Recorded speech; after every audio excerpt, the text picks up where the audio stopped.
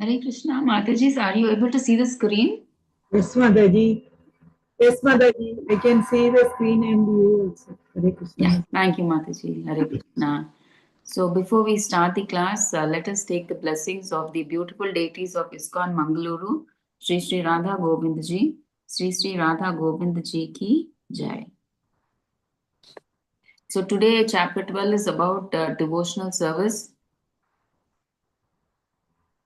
Okay, what is contained in chapter 12, the essence. So, Lord Krishna in chapter 11, he shows his universal form. And later we see in the end, Arjuna, he is not interested or he was fearful of the universal form and he was not interested in that material and temporary form. So, he requested Krishna to come back to his two-handed form. So finally, he felt peace and calm after seeing Krishna in his two-handed form. So Arjuna's attachment to personal two-handed form. So Arjuna, since he was attached to the two-handed form, wants to clarify his position. So after hearing and seeing Lord's inestimable impersonal opulences, Arjuna again wants to hear about devotional service. Right? So after seeing that universal form, and in that universal form, he saw all the opulences, right? So he was not so much interested in all that. So again, he wanted to hear more about devotional service. So to again, that's why he asks questions to clarify his position as a devotee who works for Krishna as opposed to a gnani. So he asks initially, if you see first shloka, he asks whether we should worship you, whether worshipping as God, Krishna, as a person or as an impersonalist. So which is better? So, to clarify his position as being attached to the personal form of Krishna as superior to universal form or unmanifested Brahman. But the thing is, like Arjuna is more attached to the personal form of Krishna. He liked that. So, but still, he was doubtful whether that is good or the impersonal form of Krishna is good or not. Right? That's why he asked. So, let's start with Shloka 12.1. Mataji, can you please read the shloka and translation, please? Yes, Mataji. Hare Krishna. Sloka 12.1. Arjuna Uvacha Evam Sadada Yutta Ye Bhaktastvam Paryupasate Ye Chapyaksharam Avyaktam Tesham Ke Yoga Vittamaha. Hare Krishna. Haribol. Yeah. Arjuna in translation, Arjuna inquired, which is considered to be more perfect, those who are properly engaged in your devotional service or those who worship the impersonal Brahman, the unmanifested. Hare Krishna. Hare Krishna. Thank you, Mataji. So here, Arjuna is asking the question, like we've discussed in the synopsis, like Arjuna was actually more interested in the two-handed form of Krishna, but still he was doubtful, which is better, like worshipping Krishna directly as a person or worshipping the impersonal Brahman, the unmanifested. So we know, right? God can be realized in three different stages. The first stage is impersonal Brahman. Second is the localized Paramatma, and third and the highest is Bhagavan, the supreme personality of Godhead. So here Krishna is asking about the first and the last, which is better, the unmanifested. So impersonal Brahman means what? It is just light and energy. What is that light? Where is that light coming from? They don't know. They think that itself is God. But that light or energy is actually coming from the body of Krishna, who is a person. So he's asking whether we should worship you as a person or like an impersonalist, which is better. Okay, the same thing is being said here. There are two types of transcendentalist: personalist, impersonalist, right? So here, living entity is a spark. So it's all about the shloka. It's been said. The shloka 2, 6, 7, 8. Okay. After giving all this explanation, he's saying in the end, only way to have association of the Supreme Personality of Godhead is through devotional service. That is the highest and that is the best and simplest and fast. So, living entity is a spiritual spark. Absolute truth is spiritual whole. So, we know, right?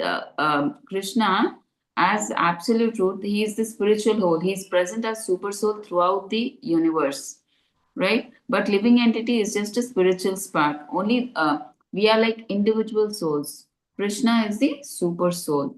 And 6.47 says Bhakti Yoga is the best of all yoga yogis, right? And living entity is part and parcel of the whole, recommends one to transfer his full attention to Krishna. So anyone who thinks of Krishna at the time of death at once goes to the spiritual sky, to the abode of Krishna.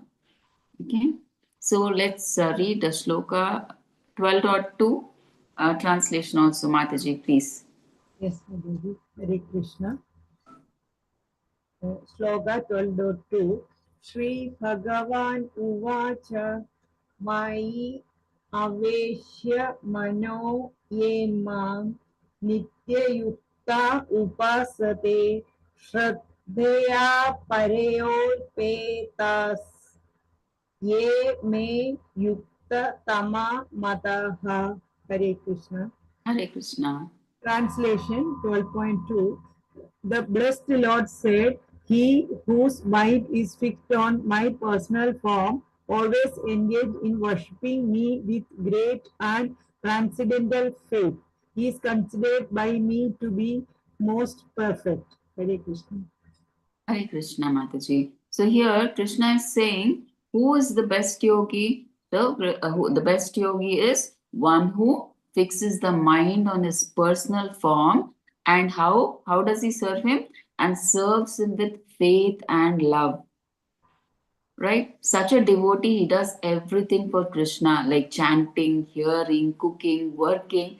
So nothing is material anymore because everything is becomes spiritual. See, earlier we used to cook for ourselves, for our sense gratification, right? Because of which we used to enjoy or suffer the good or bad karma, right? When we do anything for our sense gratification, it is like we have a good we I mean like there is a reaction, right? When we do anything for ourselves, for our sense gratification, there is a reaction. So there is either good or bad karma. So to enjoy or suffer that good or bad karma, we have to come back. But when we do anything and everything to please Krishna, only to satisfy Krishna, it becomes akarma. Okay, there is no karma. And when there is no karma, there is no need for you to return back to this material world. You will go back to Goloka Vrindavan. So that's what they're saying here. And one more point is like you should have faith and love. See, many people they come to do devotional service to Krishna, thinking Krishna is one of the demigods.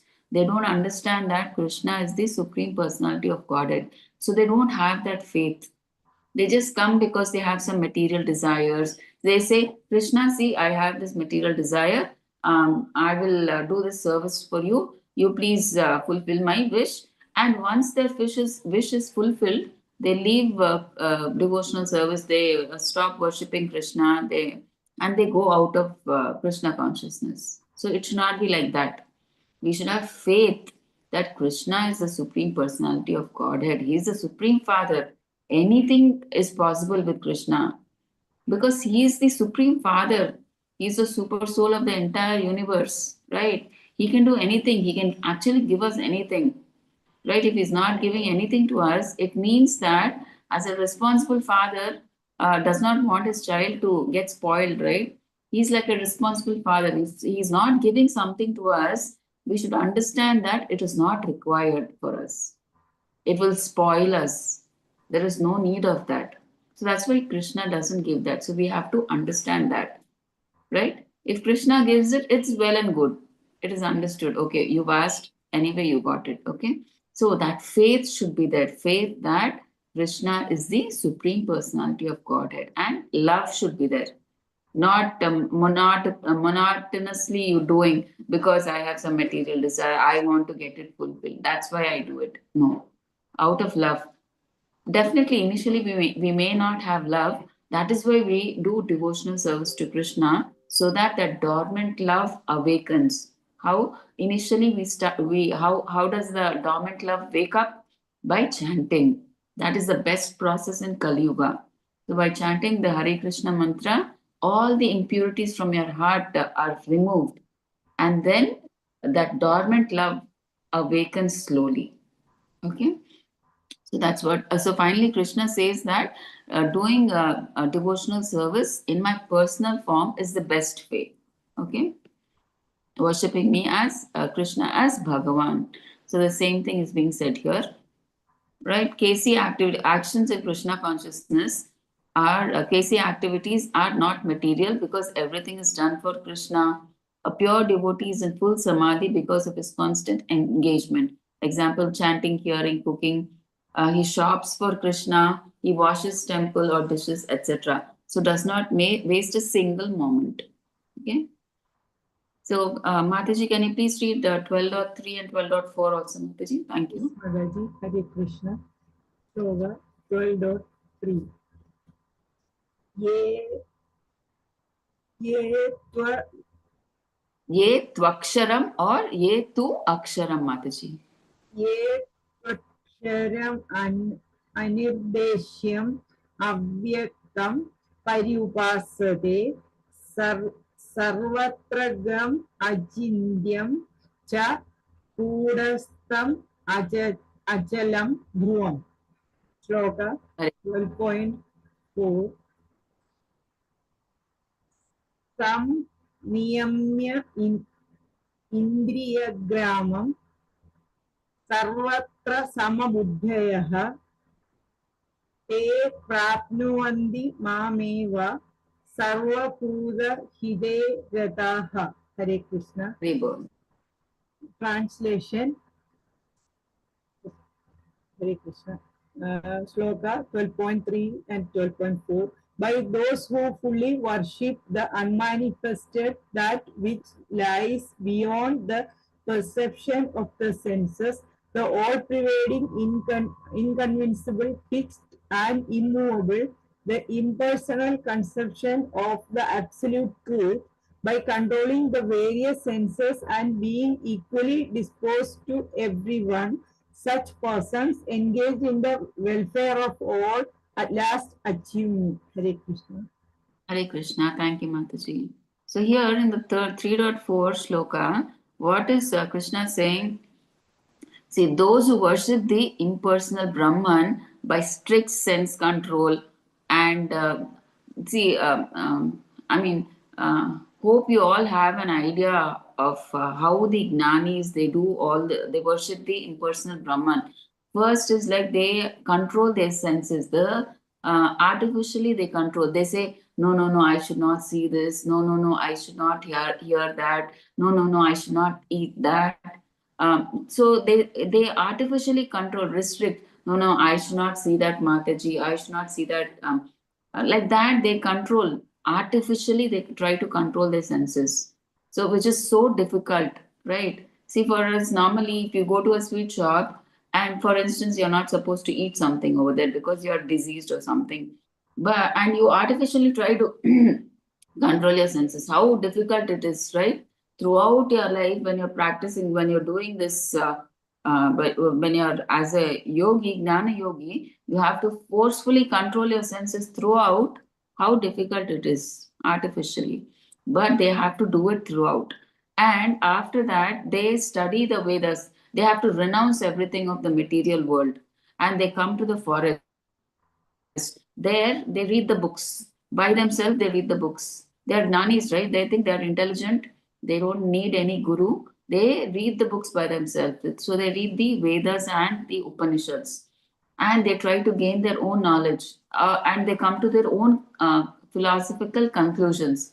They come to the understanding that they are the soul, right? They understand that they are the soul, and because they don't want any activity, because they understand that. That's why they renounce and come to the forest, right?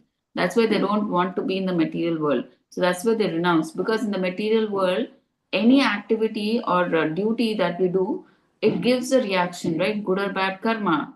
So good or bad karma means they have to come back to enjoy or suffer that reaction. But they understand that this material world is painful. I don't want to come back to this material world again. So that's why they come to the forest, they read, they understand. That's why they come to the conclusion after reading reading the Vedas and Upanishads. They want to say, oh, even after liberation, after dying, if I go back to Godhead, there also, again I have to serve God there. Means there is some activity, right? Again, maybe there'll be karma, good or bad karma there also. And then again, I have to come back. Then what is the use of all the austerity and tapas that I have done? So this is what they understand. So that's why they think, okay, best thing is we make God impersonal. Then we don't have to do any activity, right? See, if we are just meditating on light, there is no activity. We are just sitting, right? No activity. So that's why they want to assume that after liberation, they will go back to the impersonal Brahman, that is light or energy. Okay, so all this is very difficult. Even they have to meditate on the impersonal Brahman. How long can we meditate on light just sitting in a room?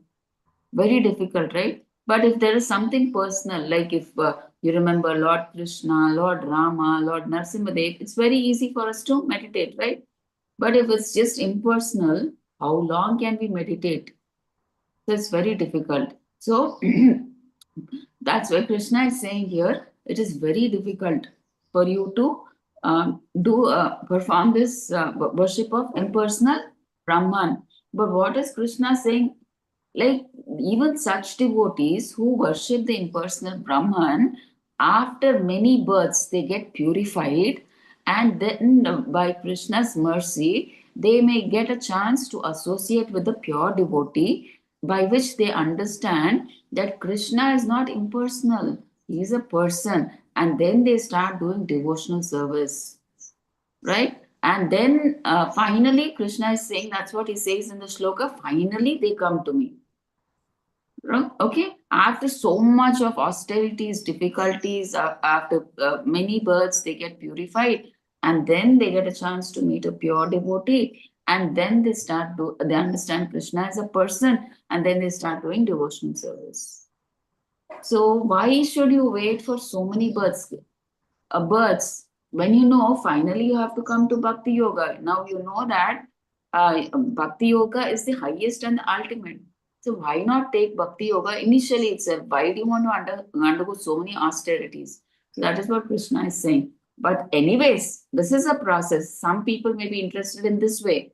So it takes many births and janmas if you want to go in this process. That is what Krishna is saying. See, at last they achieve me. Krishna is saying. See, in the translation, engage in the welfare. So these people, um, since they see everybody on the platform of soul, they don't they that's why they don't want to establish a relationship. See, we all also know doing bhakti yoga, we know that we are souls, but still we know that he is my father, she is my mother, they are my children, he is my husband. We know all that, we maintain that relationship, right? Even though we know we are souls, they don't want to maintain that relationship also.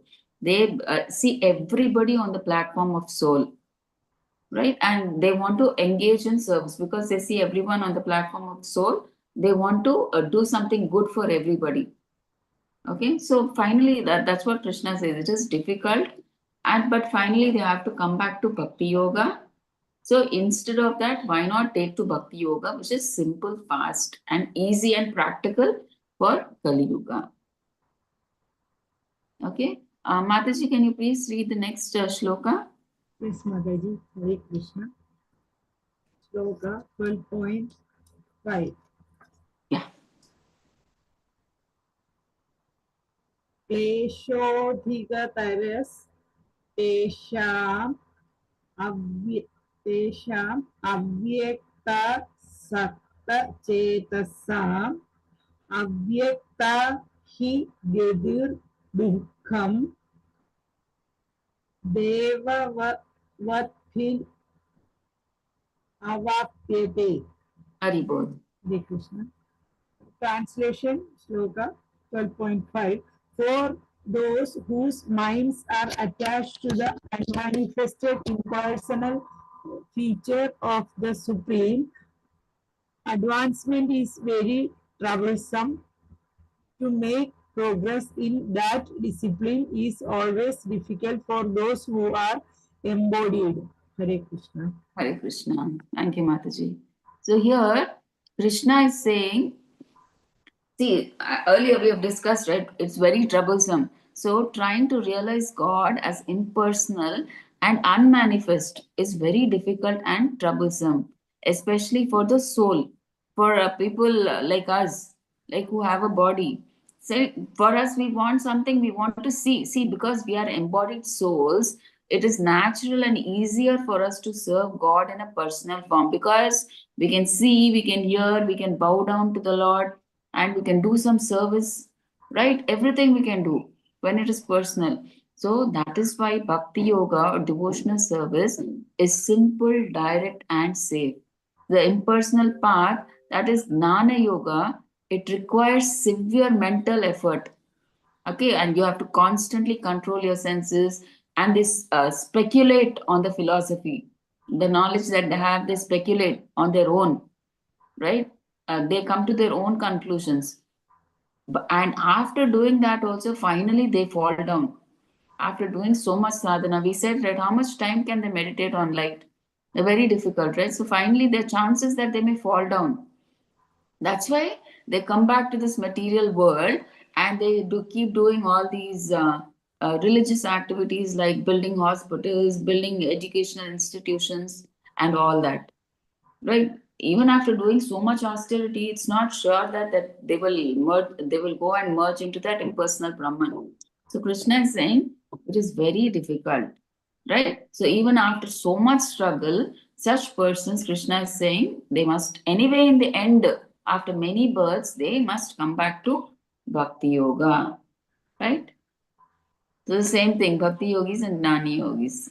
So Bhakti Yogas, they work in, they worship the personal form of the Lord. They do devotional service, and Gnana Yogis, impersonal feature of the Lord. So here, see, we can see the comparison of personalists and impersonalists. What is the difference? See, impersonalists, they meditate on formless, right? Just light. And the personalists, they meditate on the deity, right? So easy for us to perceive, see, and do seva.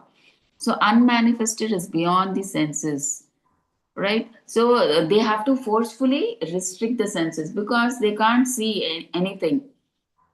They can't meditate on the Lord light, like, I mean, because they can't see anything. So, the senses, what happens? You have to restrict the senses forcefully. But when you see the deity, when you do devotional service, all your senses will be engaged. See, eyes in seeing the beautiful form of Krishna, and your hands, you use it to do devotional service, your mouth to preach Krishna, to talk about Krishna, to have Krishna prasadam, and your ears in hearing Krishna Katha. So you use them naturally. You're not artificially controlling your senses here, right? So naturally it happens. It's easy also. And most understand the Brahman through Upanishads. These we've discussed, right? They themselves, they read the Upanishads, Vedas, and it's difficult for them to understand the Sanskrit language. So everything, so they come to their own conclusions, right? And Krishna, we understand Krishna how? Through devotional service. How simple, right? Just by chanting the Hare Krishna mantra under the guidance of a bona fide spiritual master, simply by offering obeisances unto the deity, hearing the glories of the Lord, eating the remnants like prasadam that's offered to the Lord. So it's very easy and practical for Kali Yuga. Simple. You don't have to undergo so much austerities, and even after you undergo so much austerities, there's no guarantee that you will attain the impersonal Brahman. And see, it's long practice makes it difficult to take up bhakti, right? It's a very long process. After many janmas, you'll finally have to come back to bhakti. So this is completely natural, right? And this is troublesome. no relationship with the Lord. That's why it is troublesome. It's very difficult to meditate on that light, right? How long can we meditate? Because it's just light and energy. There is no relationship like we have in bhakti. That relationship is not there, right? So misery is mitigated by relationship with Krishna. When we worship Krishna, we have that relationship, right? We think Krishna as a master or a servant. I mean, sorry, in some particular relationship way, as a child, as a father, something like that. We have that relationship with Krishna, right? And this impersonalists, they depend on their own endeavor because they think they're intelligent. They do everything. They on their own effort. They don't require any guru. So on their own endeavor, they try to conclude and they try to merge into the impersonal Brahman. So, but here we in Bhakti Yoga, we depend on the mercy of devotees. We depend on the mercy of Guru Maharaj. We depend on the mercy of Srila Prabhupada, on Krishna. So we depend on the mercy of everyone. We don't say that I am doing bhakti, that is why I should finally go back to Krishna. No, it is not only our endeavor, but mercy is also required, right? Because why Krishna delivers devotee from Maya? Why? Because Krishna himself recommends the process out of paternal love by his causeless mercy.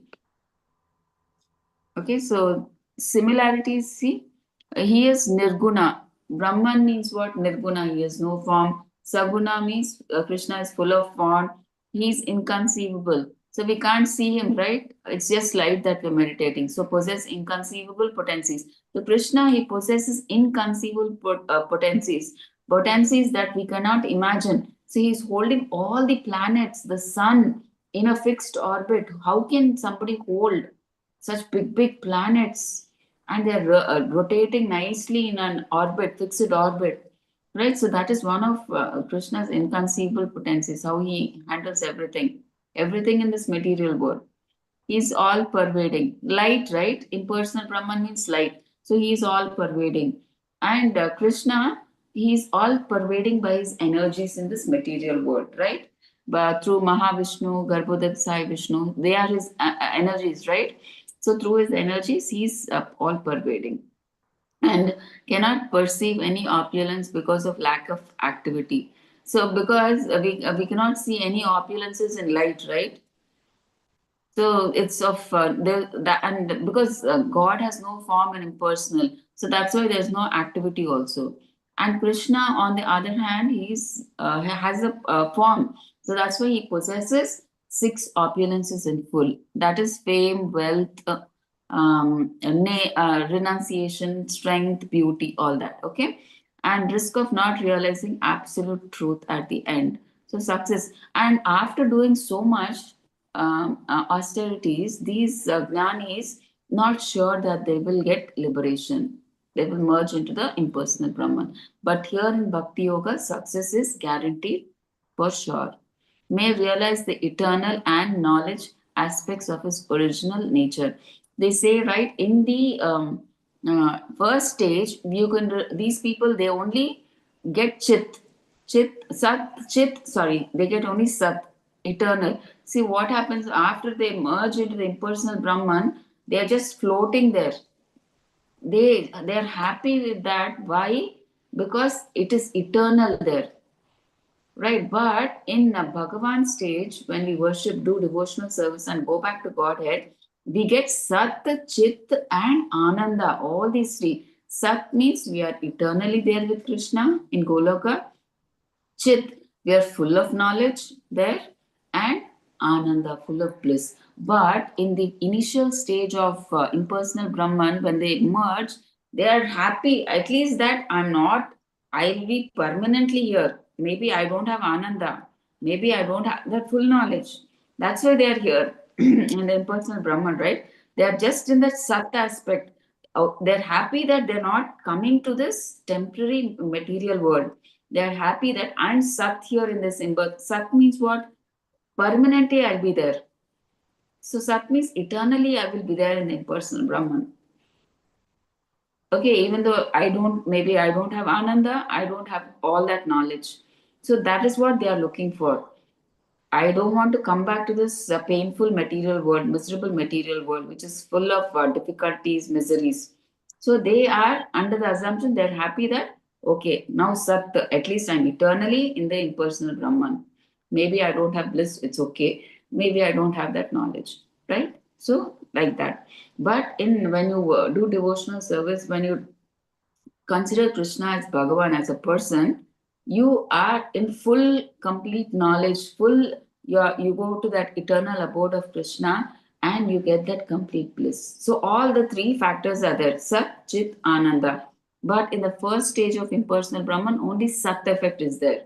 So when you worship Paramatma in your heart, you have the Sat and Chit aspect, right? You have knowledge aspect and you're eternal, but you don't have that complete bliss, right? So that we have to understand, right? See, you can see in the PPT, the yogi, he wants to just merge into that impersonal Brahman and be eternal there. Okay, but Krishna, activity is there before liberation, after liberation also there is activity. Okay, we want activity. So 12.6 and 7, Mataji, can you please read both the shlokas, please? Yes, Mataji, Hare Krishna. Yeah. Shloka 12.6. ये तु सर्वाणि कर्माणि मयि सन्न्यस्य मत्पराः अनन्यनैव योग Sorry, Mataji. Ananyenaiva. sorry, अनन्येनैव योगेन मां ध्यायन्त उपासते. श्लोक 12.7. तेषामहं समुद्धर्ता मृत्यु संसार सागरात् भवामि न चिरात् पार्थ मय्यावेशित चेतसा. Hare Krishna. Hare Krishna. Mataji, please read the translation also. Yes, Mataji. Hare Krishna. Translation 12.6 and 12.7. For one who worships me, giving up all his activities unto me and being devoted to me without deviation, engaged in devotional service and always meditating upon me, who has fixed his mind upon me, O son of Pritha, for him I am the swift deliverer from the ocean of birth and death. Hare Krishna. Hare Krishna. So, what is Krishna saying? See, if you give your life to me, work for me, think of me, serve me with love, I will personally save you from birth and death. So, you don't need to do that difficult yoga, penance, or speculation. So, just do your duty for Krishna and chant his holy name. See, like how a child is taken care of by father, right? The child does not have to say, Father, Father, please give me food. Father, Father, please please buy me clothes. Father, Father, please give me shoes. Father, please pay my fees. He does not have to tell, right? A father, because he takes full shelter of the father. He surrenders to the father. The father takes complete care. He does not have to ask. So, like that, Krishna is like the supreme father, right? He gives whatever the devotee wants. So, here in the picture, you can see, right, we are all immersed in the ocean of samsara. We are in so many troubles, difficulties. We are struggling in that ocean of samsara. The Krishna is saying, I will give you the hand, right? So, that's why we have to do. Krishna is saying, I'm like the supreme father. Like how a father takes care of the child. I'm the supreme father. I will take care of you. Okay, so Krishna, he himself carries his devotee out of the material world. Like if we just take one step towards him, he takes 10 steps towards us. He's more interested than us. He wants us to come back faster to Golok Vrindavan. See, like if a child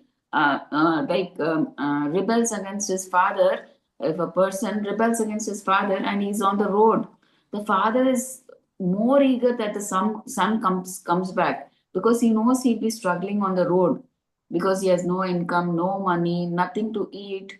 So he knows, so he's waiting eagerly when he will come back, because he knows that he cannot survive all that pain and misery. Okay, so like that, Krishna is also, we are all lost children in this material world. We actually initially rebelled against Krishna and said, no, no, we want to be away, we want to be enjoyers like you. We rebelled against Krishna and we came here, but now we understood we are suffering here.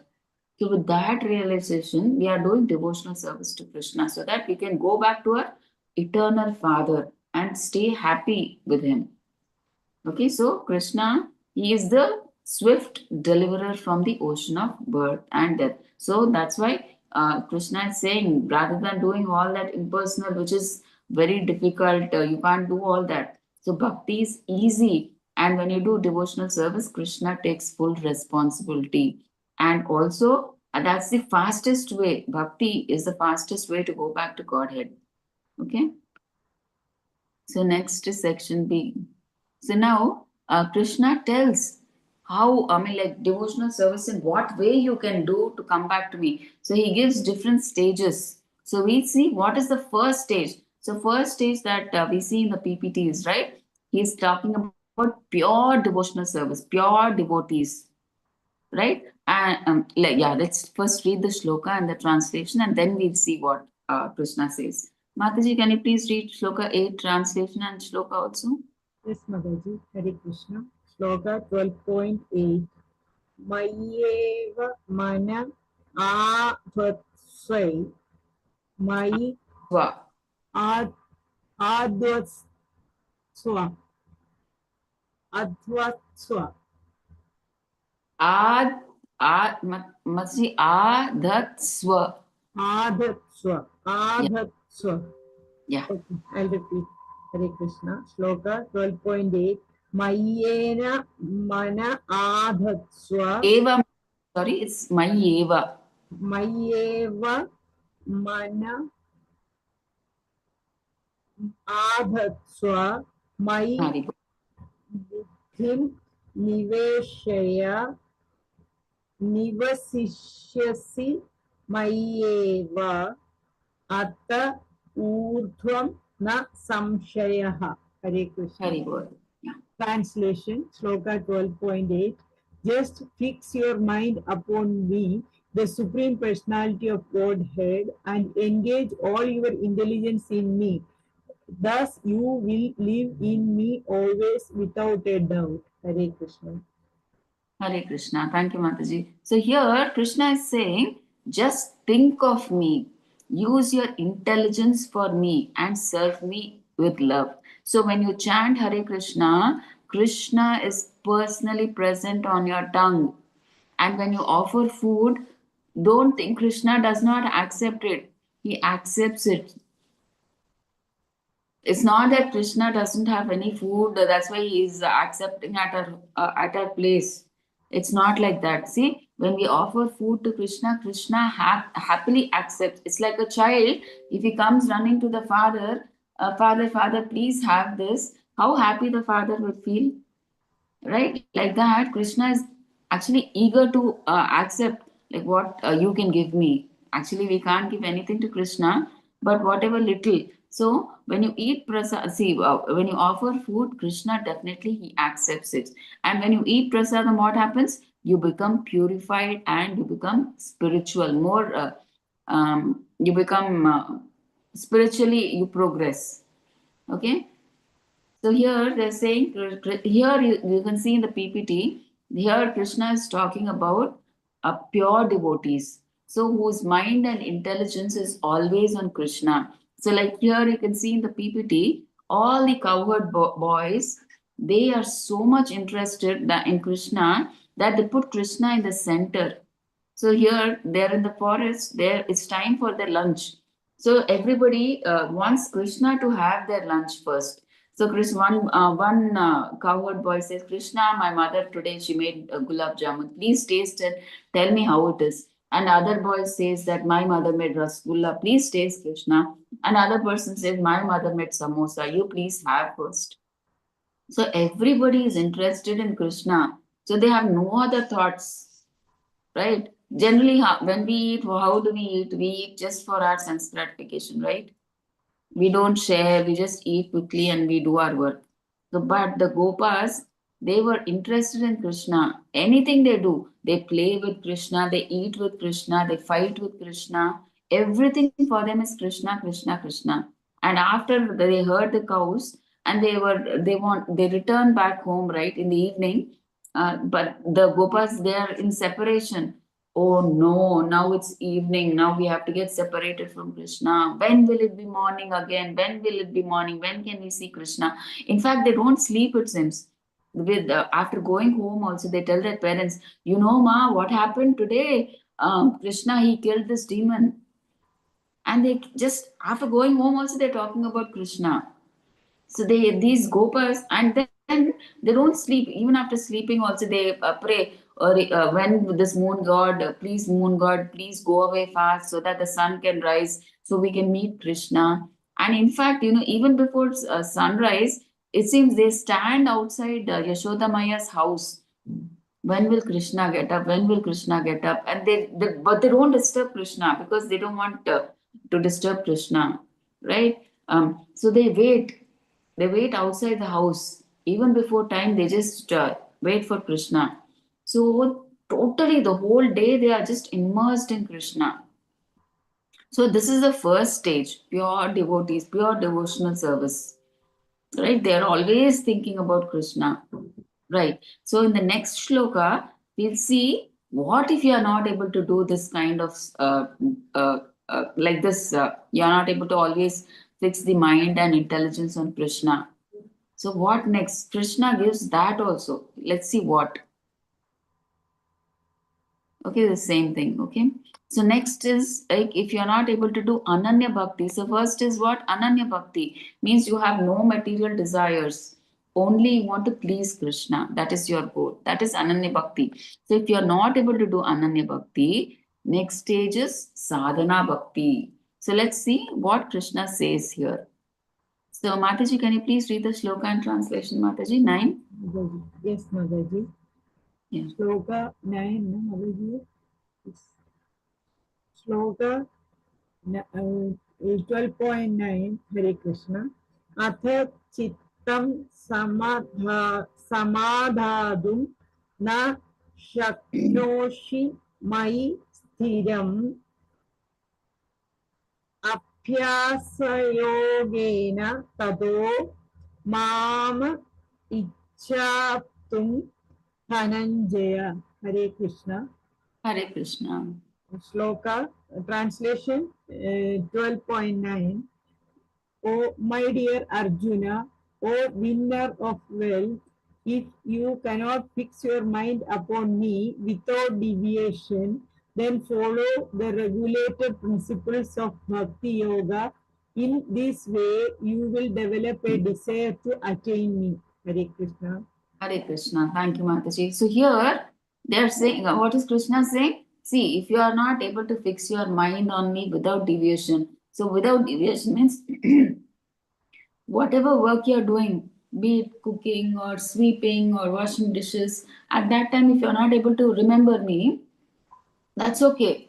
Okay, but that is Ananya Bhakti, the highest stage. If you're okay, you're not able to do that, right? Then follow the regulated principles of Bhakti Yoga. That is what we all are doing. We are in that sadhana bhakti, right? We are doing that sadhana. So, what is that sadhana we do? We chant Hare Krishna, we attend Mangalarti, we try to hear Srimad Bhagavatam classes, we try to read Prabhupada books, we try to do seva, service, devotional service to devotees and to the Lord. We do prasadam distribution, we do book distribution. So we do all this to practically remember Krishna, because our mind now has no love for Krishna, so our mind can't remember consistently about Krishna. So that's why, at least forcefully in the sense, whatever, I mean, try to remember Krishna. See, when you're chanting, you try to remember Krishna, right? When you're reading Bhagavad Gita or Srimad Bhagavatam, you are remembering Krishna, right? When you're doing seva, you are doing it for Krishna. right? So everything is like we are remembering Krishna, right? Forcefully, when we do that activity, we are remembering Krishna, right? So that's what Krishna is saying. So somehow or the other, you remember me when you're cleaning the temple. That time also you can remember me, or any seva, wherever. So we are remembering. When cooking also, we remember Krishna. Like even when cooking, we can hear a speech. That speech is about Krishna, or a bhajan. It talks about Krishna or his pure devotees, anything. So like that, we have to do sadhana, right? When because we can't naturally remember Krishna because we don't love Krishna now. So we have to do sadhana bhakti. That is very important. Now Krishna in the next shloka he says, okay, if you're not able to do sadhana bhakti, then what? What is the solution? See, Krishna is so merciful. He's giving us steps. If not this, then what? He's not leaving us just like that. Go to hell. Whatever you want to do. I'm not bothered. Not like that. He's saying it's like a caring father. He say, okay, you're not able to do that. Now what? Okay, let's see what Krishna further says. Okay, it's the same thing Krishna is saying. Okay, you can read it when I give the PPT. Okay. So next third, what Krishna is saying, Nishkama Karma Yoga. So let's see what is Nishkama Karma Yoga, right? Mataji, can you please read the shloka and translation? Yes, Madaji, Hare Yeah. Krishna. Shloka 12.10. Abhyasepya samarthosi mat Sorry, Mataji, one second. Abhyasepi asamartho, you can say, Mataji. okay, wait, we have to break now. Abhyasebi asamarthosi Very good, yeah. mat karma paramo bhava madartha abhi karmani Artham, Mataji, Artham. Madartham Madartham Abhikarmani Kurvan Siddhim Avapsyasi. Hare Very good. Krishna. Thank you, Mamaji. Translation Sloga 12.10. If you cannot practice the regulations of Bhakti Yoga, then just try to work for me. Because by working for me, you will come to the perfect stage. Hare Krishna. Hare Krishna. So now Krishna is saying, see, you can't meditate, I mean, put your mind on me, or you can't follow the rules. Like sadhana bhakti, also, you're not able to do properly. Then what you do? Krishna is saying, work for me.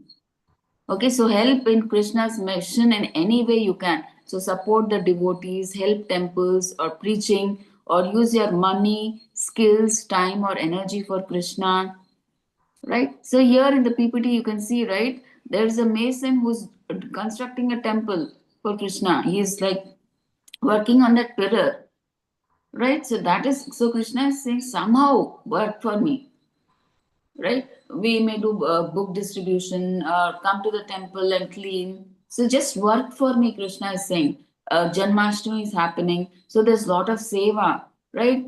So do, I mean, like you need to make stitch dresses for the deity, make garlands for the deity, cook for the deities. So much you have to organize the pandal. So, yeah, who will bring the chairs? So much work is there. So somehow or the other, or if you're not able to even physically come also, you can donate money, right? Personally, you just if you're not personally able to do seva, at least give money to the temple, help the devotees, right? Just throw your money or something. So somehow just work for Krishna. Krishna is saying, okay, so by working, because when you like even ordinary work, like when you do it for Krishna, it becomes spiritual, it is not material. For instance, if you're working, doing a job, you say Krishna Arpanam, right? You are working for Krishna. Whatever that income comes every month, 10% or 15%, 20%, how much ever is your capacity, you donate it in Krishna's service. So it becomes, it's no longer material, it becomes spiritual. Right? So that's why Krishna is saying, whatever you do, just work for me. Now Krishna is so merciful. He says, okay, you are not able to work for me because maybe there is a problem. Like your wife is not allowing you to go to the temple, or your husband is not allowing, your parents are not allowing you to go to the temple and do seva. What next? So Krishna is merciful, he's giving solution for that. So you're not able to work for me. What next? Okay, the same thing is being said here. So you can help in Krishna conscious propagation, how by building a temple, all that is given. Okay. So next fourth is Sakama Karma. So what is that? We'll see that. Mataji, can you please read the shloka and translation? Yes, Madaji, Hare Krishna. Sloka 12.11. Adhaitat api ashaktosi kartum mad yogam ashridah sarva karma phalatyagam tadah kuru yadatmavan. Hare Krishna. Hare Krishna. Translation. Sloka 12.11. If, however, you are unable to work in this consciousness, then try to act giving up all results of your work and try to be self-situated. Hare Krishna. Hare Krishna. Thank you, Mataji. So Sakama Karma. So what is so Krishna is saying? So okay, if you are not even able to work for me, directly work for me, then what is he saying?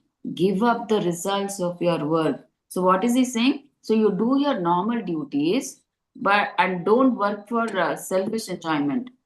Okay, give the results for good causes, charity, service, or sacrifice. Okay, so what is Krishna saying? You do your duty, material duty, whatever you're doing, but the results you give it to me. I mean, not to me. You use it for a good cause, right? So don't keep everything for your personal enjoyment.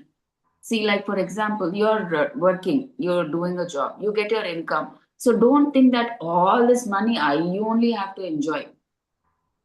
Okay, so don't keep everything for yourself. So what is Krishna saying? Use your money, time, energy, skills to help others. It could be anything. You could support religious, spiritual, educational, or anything, any welfare activities. You can help temples, devotees, poor people, hospitals, or any other selfless cause. Okay, not necessarily temples. You do some material thing. I mean, anything you donate to hospitals, to educational institutions, but don't whatever you've earned, don't just use it for your sense gratification. Use it for a good cause.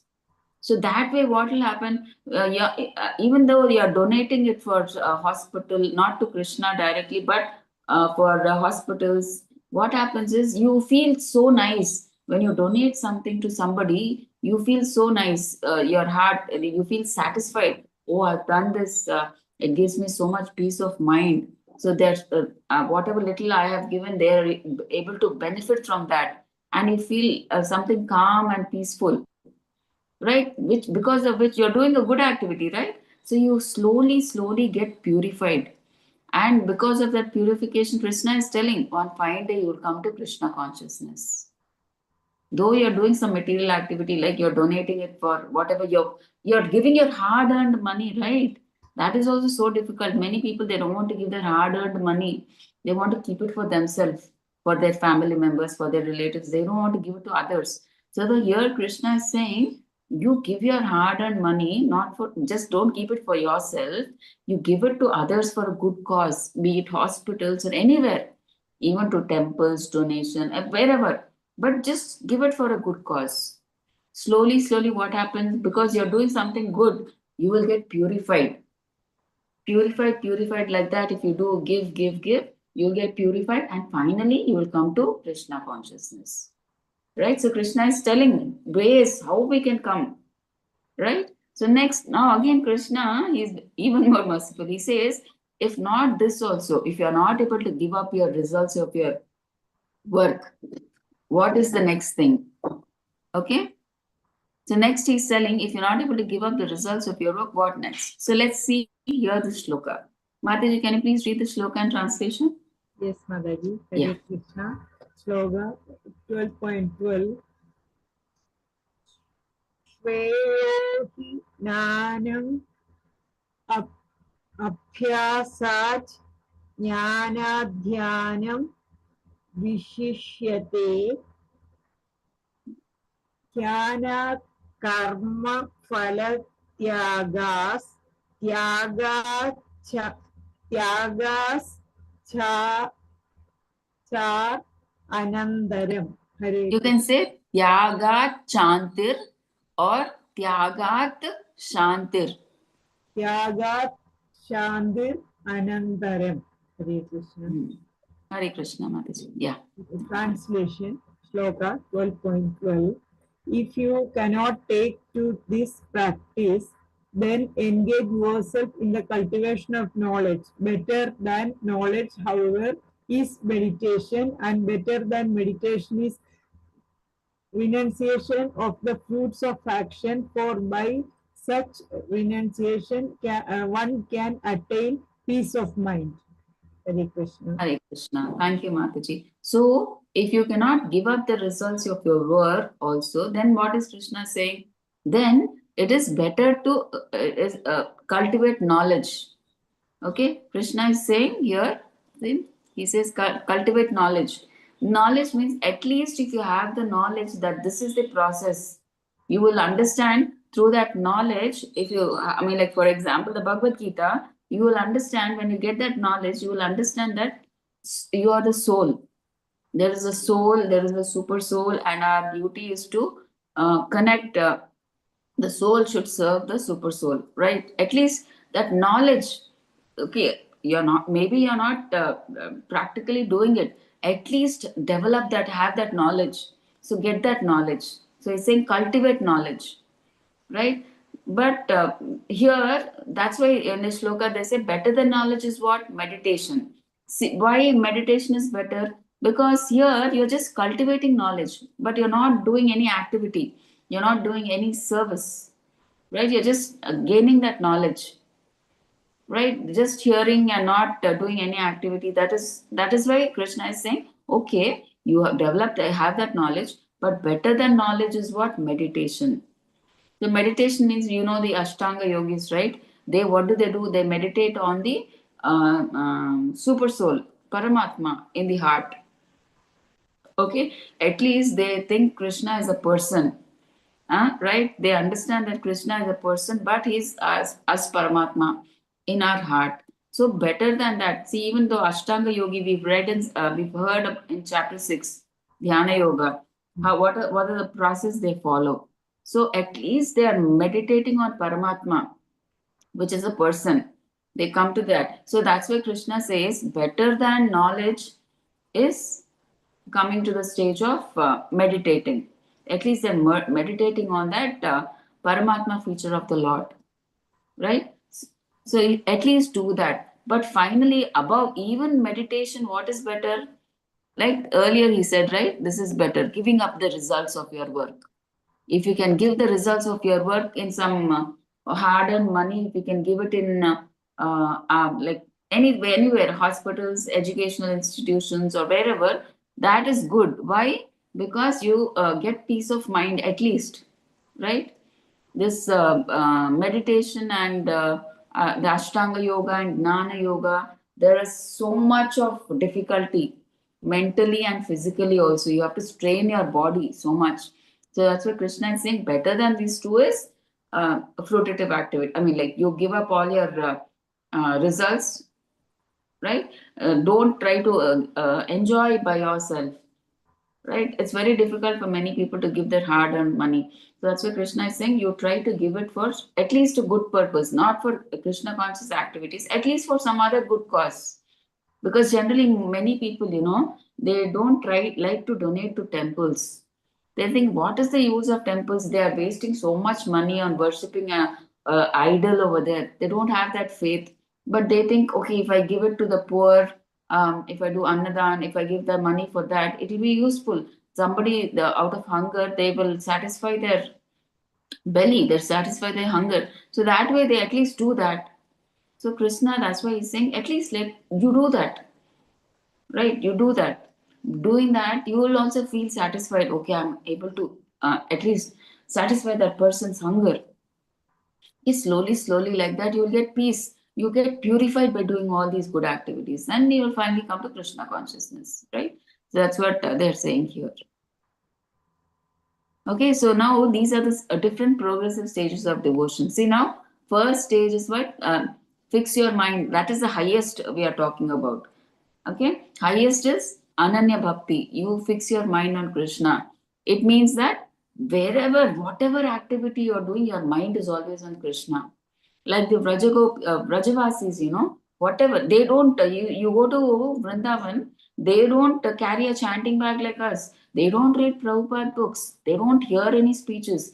If you see a Vrajavasi, they are their every breath is filled with Krishna. See, they get up, they pray to Krishna, and they get up, and they do their household activities like sweeping. They'll be singing bhajans on Krishna.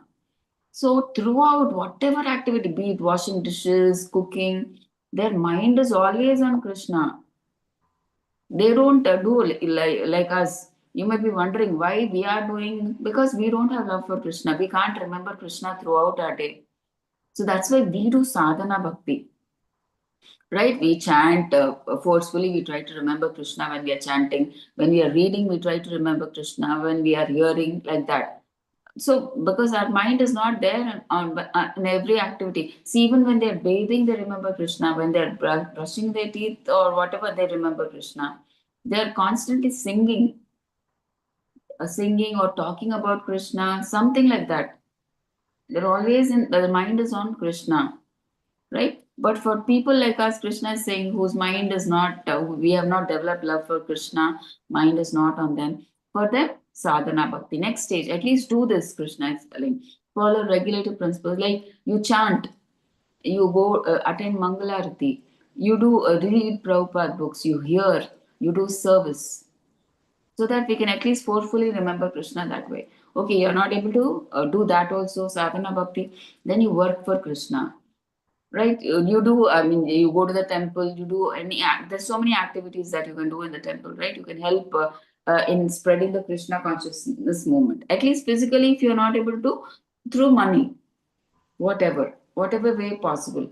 And if that also, because of some restrictions, you're not able to go to the temple because of some family problems, you're not able to go. Maybe your job is not allowing you, or you have to work overtime, or your family members are not supportive. Then what? Then Krishna is saying, then cultivate knowledge, at least know this is this, have that knowledge. But above knowledge, what? Meditation. So meditation, meditating on the Paramatma, at least they know that he is a person, right?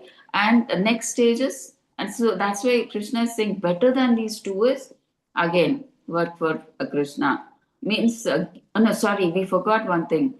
Above that, we forgot this. Like, at least you donate your hard-earned money. You give up the results of your work, right? You use your money, hard-earned money, for a good cause, like for donating it to educational institutions or hospitals or whatever. So like that, you slowly, your mind will also be calm, right? You'll be peaceful. You'll be under satisfaction that I've done a good activity. So like that, slowly, slowly you get purified, and one day you'll come to Krishna consciousness. So that's what Krishna is giving us so many progressive stages of devotion here. If not that, do this. If not this, do this. Like that. Okay. So next is qualities that Krishna, one the that Krishna likes to see in a devotee. Like, what are the qualities that Krishna is wanting to see?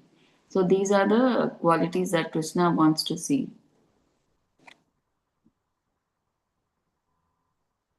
Okay. So I think this is the one. Okay. So you can just read the translation, Mataji. Yes, Mataji. Hare Krishna. Sloka 12, 13 and 12, 14. Translation. Hare Krishna. One who is not envious but is a kind friend to all living entities, who does not think himself a proprietor and is free from false ego, who is equal in both happiness and distress, who is tolerant, always satisfied, self controlled, and engaged in devotional service with determination. His mind and intelligence fixed on me. Such a devotee of mine is very dear to me. Hare Krishna. Hare Krishna. Thank you, Mataji. So here the qualities of a pure devotee that Krishna likes. Krishna wants everybody to have such qualities. Okay, so he's mentioning the qualities of a pure devotee here. He is what? How he is? He's non-envious. He does not feel jealousy towards anyone. See, in this material world, if one person is more beautiful, we get jealous. If one person is earning more than us, we get jealous. Or if he is more powerful, we get jealous. So not like that. So the devotees, they are non-envious. They don't feel jealousy towards anyone because they see everyone is a child of Krishna. So they try to love and respect everybody equally, be it a chandala or a dog eater or anybody. They're not envious towards anybody. So they treat everybody with respect. They don't have the jealousy or anything. All that is not there.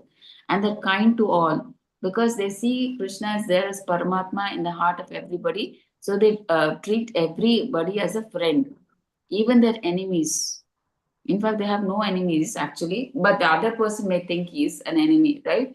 So they have no enemies. They are kind to everybody and free from false ego. They are free from false ego. Why? Because see, what all of us think that we are. What is the false ego that we have?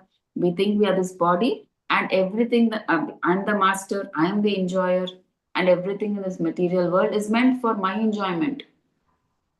But a devotee never thinks like that. What does he think? He has that true ego.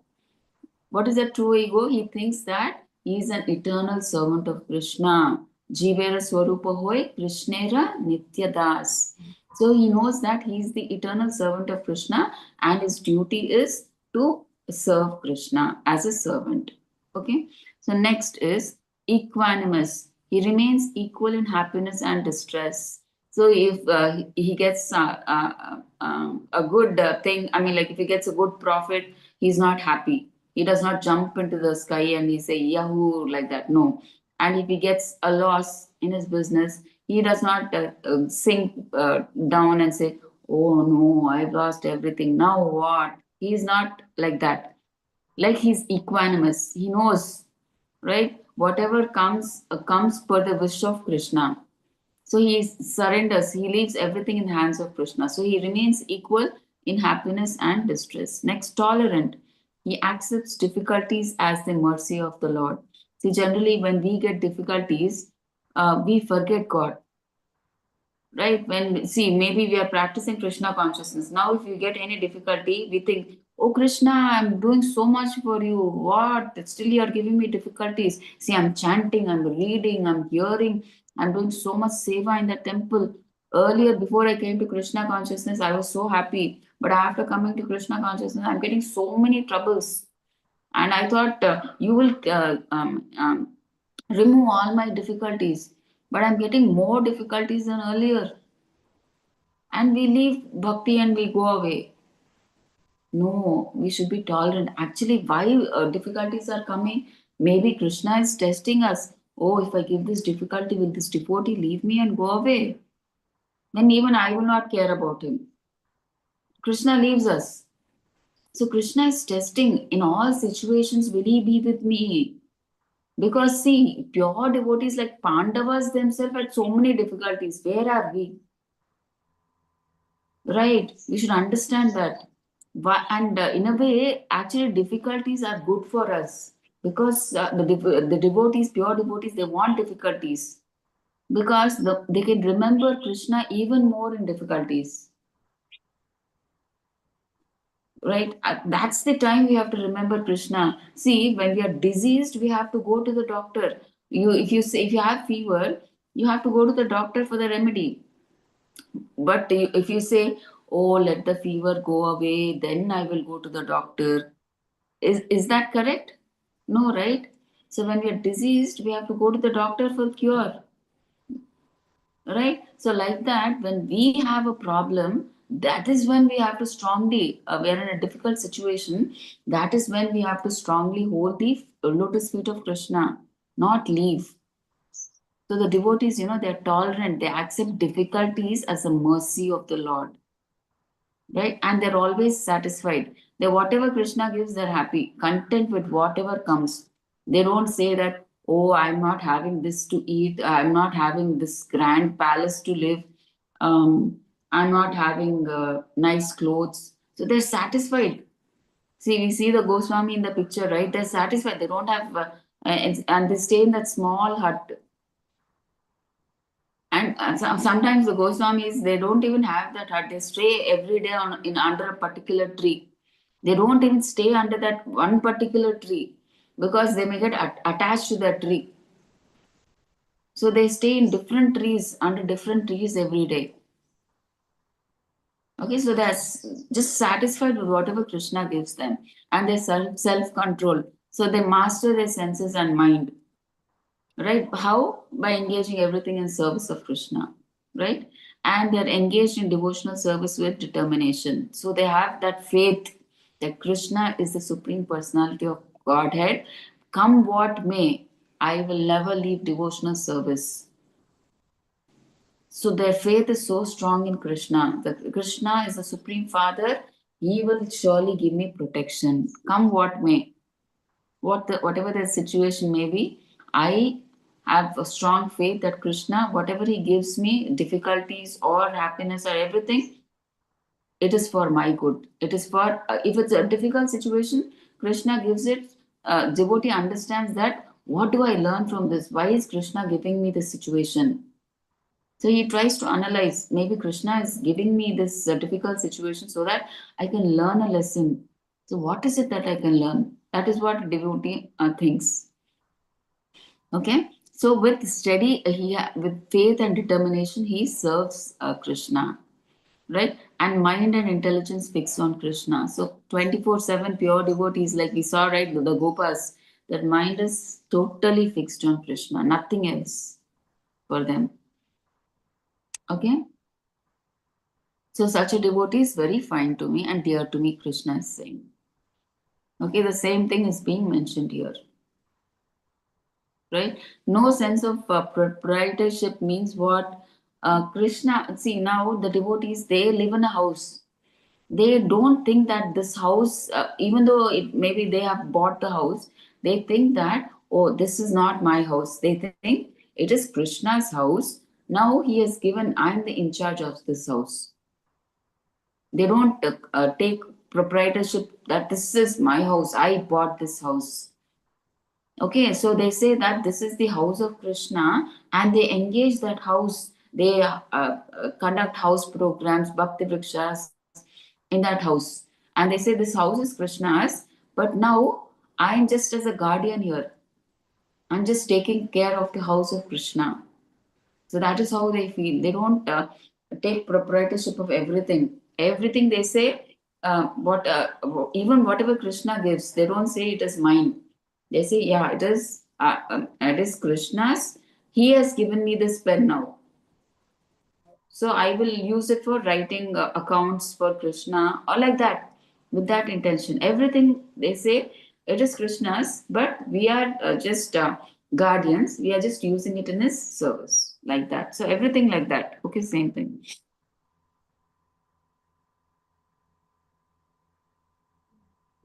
Yeah, everything we've discussed. So you can just please read the PPT. Right, let's go to 12.15. Can you please read the shloka and translation, Mataji? Yes, Hare Hare Krishna. Shloka 12.15. Yasman nodhi jete lo No dvijate, Mataji, sorry. yasman nodvijate loka Loko. logo logan nodvijate yacha yaha harshamarsh hayadvegair Mukto yaha sa cha me priyaha. Hare Krishna. Hare Krishna. Translation: He for whom no one is put into difficulty and who is not disturbed by anxiety, who is steady in happiness and distress, is very dear to me. Hare Krishna. Hare Krishna. It's the same thing, Mataji. Like we've discussed, right? He for whom no one is put into difficulty. He never puts any devotee into difficulty in a painful situation. So I'll tell you one example. Mm, if there is a devotee, one devotee wanted to defame a devotee. He's such a pure devotee. He's always in devotional service. So one person challenges, if you can defame him, I will give you so much money. So what does he do? He goes to that person, pure devotee, and he spits him on the face. So that pure devotee, generally, if somebody spits on our face, what do? Immediately we shout or we slap him or we do all those such things. But this pure devotee, when that person spit on him, he doesn't say anything. He goes into the Ganges and takes a bath and he comes back and sits. And again, that person, he comes and spits again. And again, this pure devotee goes into the Ganges and takes bath. Like that, this person does 108 times. He spits on the face of that pure devotee. And that person, he doesn't retaliate. He goes into the Ganges and again he comes back. And then he realizes what a sin he's committed. Oh my God, he's so pure. I thought I could uh, uh, change his attitude, make him angry or put him in a difficult situation. But still, he's so calm. He's not disturbed. He's not in anxiety. He's like peace and calm. Then he goes and begs forgiveness. But you know what that pure devotee says? See, because you did this, just look at their realization. Their at what stage? See, because you spat on me 108 times, I got a chance to bathe in the Ganges, which is purifying for me. So thank you so much. You don't ask forgiveness for me. In fact, you've done a good thing to me. See how devotees, pure devotees, take everything positively. He's thanking him, in fact, for doing that so that he could bathe in the Ganges and get purified 108 times. So that is how devotees are. Okay, so they're steady, even in happiness and distress. They don't, they don't jump like that. I got a profit, and they don't jump. And if there is a loss in his business, they're not in distress. Okay, so all the same thing. Okay.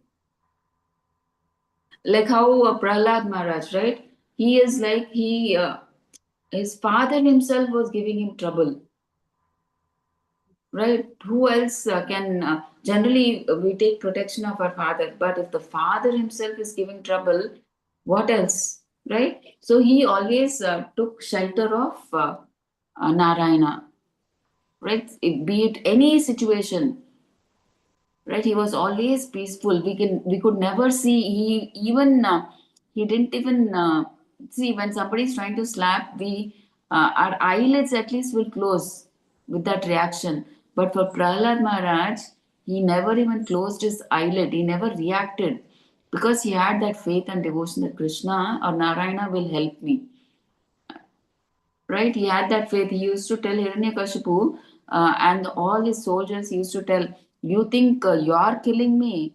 No, if Krishna thinks I can be killed, if Krishna wants me to be killed, then I will be killed, not by your thinking.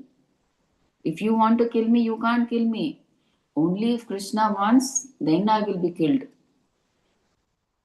Okay, so all this so this is this.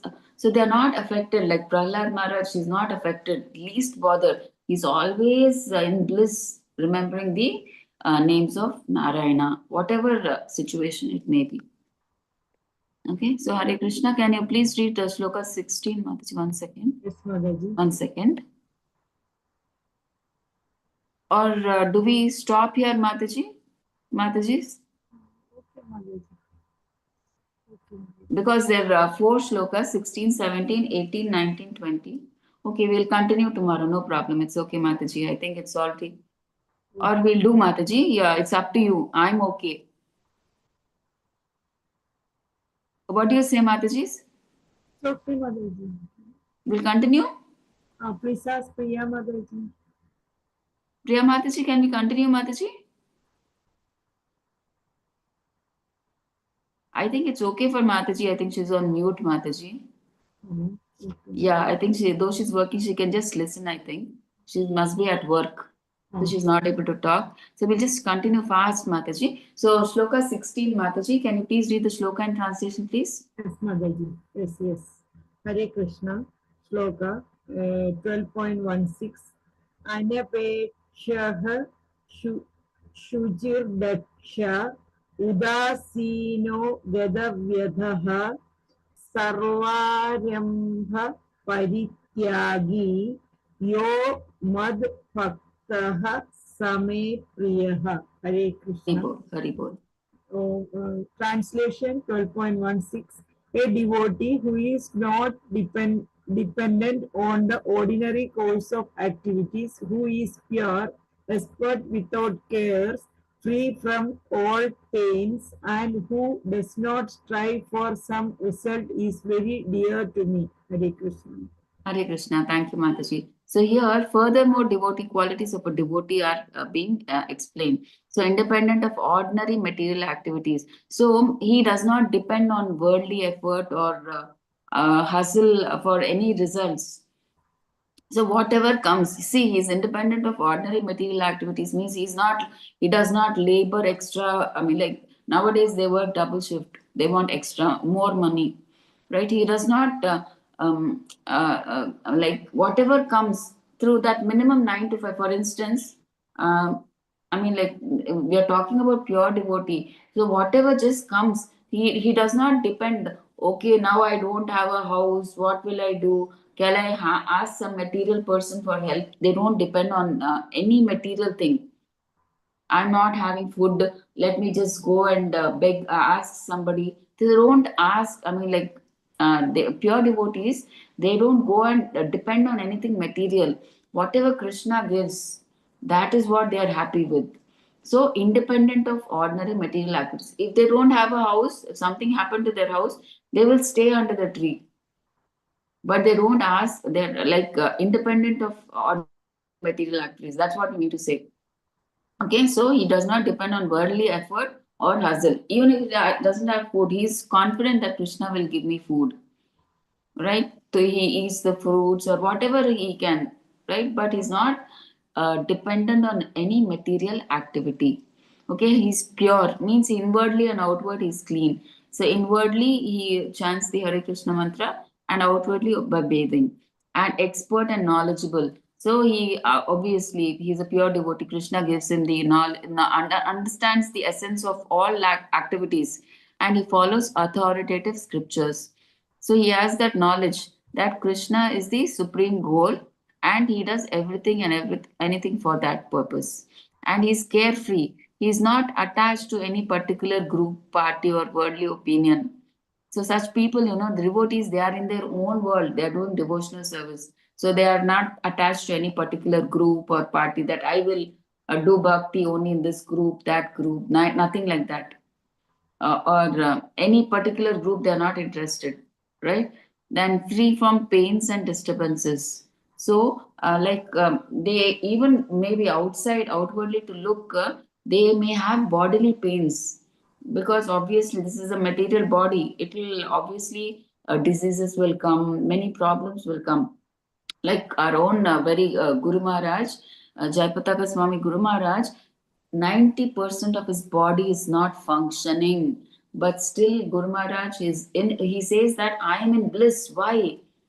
They are pure devotees. They understand that this material body will give pain. But even, in fact, Guru Maharaj, he does more spiritual activities now in this condition also. His lungs don't work properly, he can't walk properly, he can't talk properly, he can't see properly, and so many operations he has undergone, and he can't walk. He's always in a wheelchair. Even then, he travels, he preaches, so much he does. Guru Maharaj says that he's always in bliss. Because they are under the understanding, they understand this material body, okay, it will definitely give me pain. So this anyway will be there. But they get that bliss. They forget that pain. Why? Because they are doing all these spiritual activities. They are in bliss when they preach for preach devotees and preach material people. They're satisfied. We are bringing so many people to Krishna consciousness. We are bringing them close to Krishna. So that satisfaction, like negates the pain of their body. Okay, so that we have to understand, and not striving for personal results. See, they don't do devotional service so that I can get something material, right? They just do only to please Krishna, and they're engaged in beneficial activities. So, what are the beneficial activities? Obviously, devotional service. They do book distribution or prasadam distribution, or they preach Bhagavad Gita. So, all this is what they do. Okay, and they're carefree and a peaceful life. So, he's free from anxieties of wealth, personal ambitions, and bodily pains. Okay, that we've discussed, right? And he's spiritually effective because he's 24 hours in the service of Krishna, right? So he's balanced and detached. He engages in work only if it supports spiritual life, not material satisfaction. So he's balanced. So many devotees, in when after they come to Krishna consciousness, if they, for example, they have to work for from 9 to 9 or 10 in the night, they quit their job. They give importance to spiritual life first. So they try to take a job which is 9 to 5, and after 5 they don't work for even a minute. They select such a job 9 to 5, and then again they come back and they do their spiritual activities, right? So they give more importance to spirituality. So what do we understand? So a devotee who is naturally pure, expert in understanding life, is carefree, detached from results, engaged in devotional service, is extremely dear to the Lord. Okay. So here, like in PPT, you see Sudama. He was so poor. His hut was leaking, water was leaking. They had no food, nothing they had. But still, his wife says, see, you have Krishna, right? He's the king of Dwaraka. Why don't you go and meet your best friend? He will give you. See, we can somehow, without eating, we can survive, but children, they're starving. So why don't you go and ask Krishna something? So Sudama, he goes there. But does he ask? He doesn't ask anything. Right, devotees, they're not worried about that material their desires. He's so happy seeing Krishna that he forgets everything. He does not ask.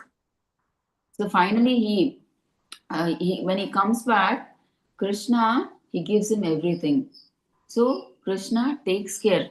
It's not necessary we have to ask Krishna. Krishna knows everything. He just tests us, right? So next shloka 12.17. Mataji, can you please read the shloka and translation? Yes, Mataji. Hare Krishna. 12.17 Shloka. Yo na hrishyadi na jeshti na shochati na kankshati शुभ शुभ शुभा शुभ परित्यागी भक्तिमान यह स मे प्रियः. हरे Krishna. Hare Krishna. Translation Shloka 12.17. One who neither grasps pleasure for grief, who neither laments nor deserves, and who renounces both auspicious and inauspicious things, is very dear to me. Hare Krishna. Hare Krishna. So here, Hare Krishna, thank you, Mataji. So here, further qualities of a devotee, like one who neither grasps pleasure or grief. So for them, the dualities are mentioned. So for them, everything is equal because their mind is only on Krishna, pure devotees, be it happiness or sadness or here they're talking about, right, pleasure or grief, or he does not lament if I don't have this because he's satisfied always, who renounces both auspicious and inauspicious things. So dualities are there in this material world. So he knows that. But he's not worried about all of those because his mind is always fixed on Krishna. Okay, he's worried when his it disturbs his service. If he's not able to do his service properly, then he's disturbed. Otherwise, materially, they are never distressed. Okay, so that we see in the PPT of Prahlad Maharaj, right? He was never worried. Whatever his father did, whatever punishment, he was always in the smaran of Narayana. Right? He was not bothered about the external situation at all. Whatever be it, even if it was happiness, if it was distress, whatever, he was always talking about Krishna, like he was singing about Krishna, he was meditating on Krishna, whatever. He was just, his focus was that itself, nothing else. Okay. Right. Can you please read 18 and 19, Mataji? Yes, Marathi. Yeah. Hare Krishna. Shloka 12.18 and 12.19. Samaha Shatrau cha mitre cha tadha manavamanayoha शीतोष्ण सुख दुःखेषु समः संग विवर्जितः. Next slogan. Tulya Ninda Studir Mauni Sandushto Yena Kenachit Aniketah Stidamadir Hari Krishna. Bhaktiman Me Priyo Naraha. Hare Krishna. Hari Bol. Translation of Shloka 12:18 and 12:19. One who is equal to friends and enemies, who is equiposed in honor and dishonor, heat and cold, happiness and distress, fame and infamy, who is always free from contamination, always silent and satisfied with anything, who does not care for any residence, who is fixed in knowledge and engaged in devotional service is very dear to me. Hare Krishna. Hare Krishna. Thank you, Mataji. So here, furthermore, dualities are explained. So it's already understood, right? It's we understand when we are reading the translation itself. So the devotees, the dualities don't affect them. Okay, they remain steady. Like in the PPT, in the this thing, we can see how Ambarish Maharaj, he knows that he did not do any mistake, so he does not retaliate. See, Durvasa Muni, he gets angry because Ambarish Maharaj, before he came, he broke the fast. But he didn't, I mean, like, he just had a drop of water, that's all. Because that Ekadasi fast has to be broken within that Paran time. So he, under the suggestion of his priests and ministers, he takes just one drop. But for that, Durvasa, he gets very angry. See, you invited me as your guest, and without the guest coming, you broke the fast. And he gets angry, and he plucks his hair and he creates a demon, like you can see in the PPT. But if you see Ambarish Maharaj, he's not at all disturbed, right? People like us, we would get scared and we would start running, or we would start saying that, oh no, I just had a drop of water. We would say something.